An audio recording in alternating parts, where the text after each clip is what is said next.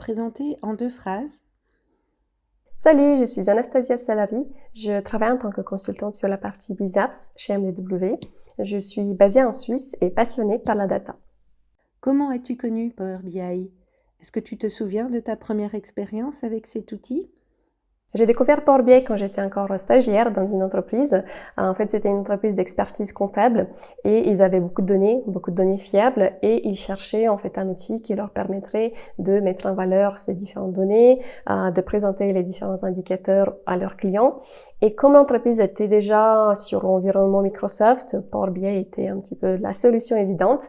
Donc j'ai fait un peu d'exploration et puis finalement on a implémenté des rapports Power BI et puis depuis je continue à travailler avec cet outil.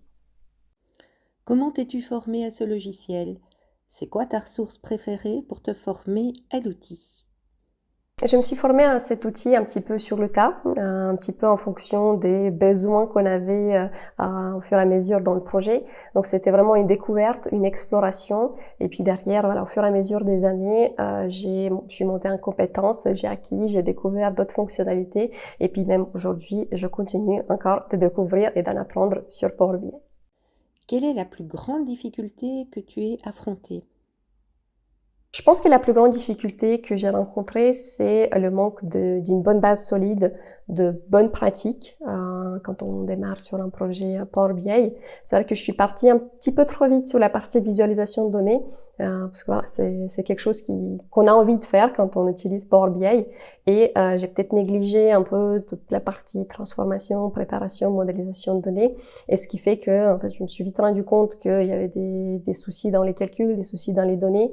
Donc je pense que voilà, la difficulté, c'était vraiment de savoir qu'est-ce qu'on doit faire, qu'est-ce qu'on doit vérifier, quelles sont un peu les grandes étapes qu'on doit mettre en place pour s'assurer que quand on travaille sur la partie visualisation, en fait, on a vraiment une bonne base solide au niveau de nos données, au niveau de notre rapport. Quelqu'un débarque dans le monde Power BI. Quel est ton conseil pour lui?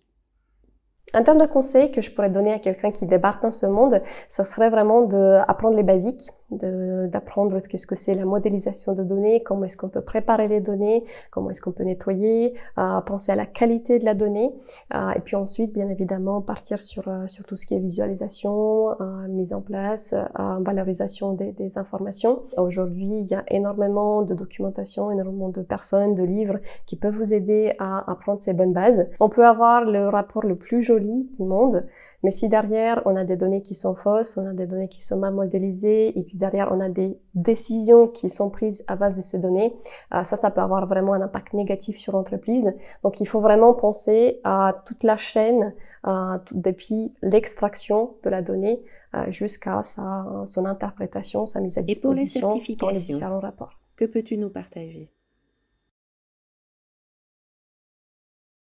Et si on parle des certifications, je pense que c'est un sujet un petit peu sensible dans le domaine de la data. On a beaucoup d'avis différents sur le sujet. Personnellement, je pense que c'est une très bonne occasion d'apprendre des nouvelles choses sur un outil, sur une fonctionnalité. Quand on prépare une certification, ça nous permet vraiment de prendre le temps et de découvrir des choses qu'on n'a pas l'habitude de faire, des choses qu'on ne connaît pas. Donc je pense que ça, c'est une très très bonne chose. Et en même temps, je pense que quelqu'un qui a une très bonne mémoire, quelqu'un qui sait utiliser la documentation Microsoft peut aussi avoir une certification sans vraiment avoir beaucoup utilisé ou sans vraiment maîtriser un outil. Donc je pense que ça peut permettre de mettre en valeur vos compétences, mais je pense qu'une certification ne suffit pas forcément à montrer, à démontrer vos compétences dans tel ou tel outil ou dans tel ou tel domaine.